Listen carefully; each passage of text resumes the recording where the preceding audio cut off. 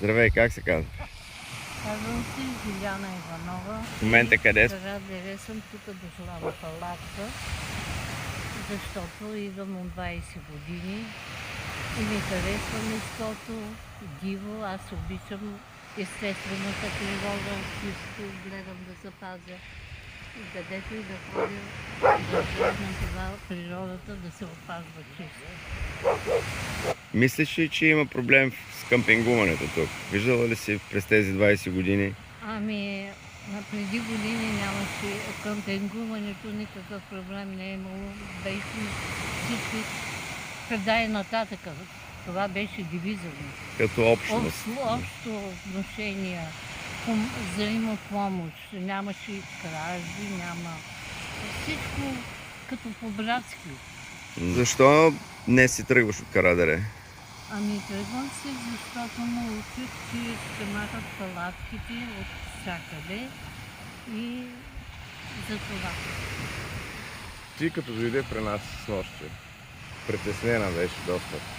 Какво всъщност почувства и какво се случи? Защо наистина? Защото ние ти казахме, че можеш да останеш до 7 август, пише по новините. Да. Държиш да се заминеш още днес. Децата ми ме предупредиха и сина ми и дъщеря ми, че от първо число ще се махат палатките.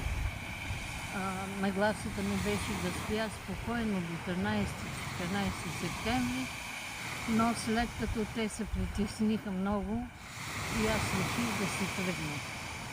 Но аз вече се чувствах засегната и психически свината от това отношение към хора, които нямат средства и се опитват и те да видят море и да изпитат малко слабост от живота, от природата.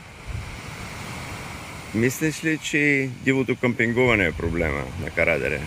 Никак не мисля, че дивото къмпингуване е проблем, защото повечето хора са природозащитници.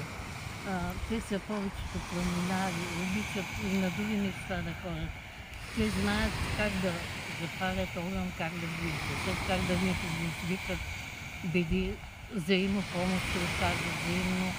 И не вярвам, че къмпингуването замърсява толкова много, защото всеки си изнася боклука и пеш да ходи, и с кола да ходи, и един друг си взаимно си помагат и си изхвърлят боклуците. Даже аз съм била късно есента тук и остават младежи, които да берат гробите, девойки и момчета, но преди това правят оборка навсякъде. Добре, как се стигна до проблема? Да имаме Проблема, полиция, всякакви институции. Властите са казали, че трябва да се изнасяме и леки коли, кой е дошъл, и изгонали ще да правят снимка. Това е проблем. Мислиш ли, че е пренатрупано вече от каравани, от бараки, от съоръжения на Карадере? Това стана прекалено много. Преди години нямаше. Имаше само една единствена каравана там горе, но този човек си ходише, не оставаше караваната си тук. Защо го повдигам това въпрос?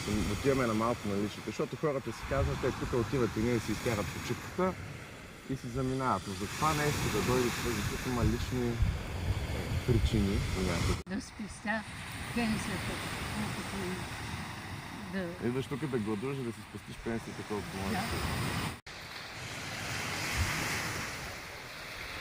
Някакви последни думи, баба Жана, преди да те изпратим на автогарата? Сега мислите ми не са толкова спокойни. Тъжна ли си, че може би за последен път? Виждаш този само път. тъжно, обидена и разстроена и изнервена. И здравето, което тук получавах сега, ми се върна като болест в тялото.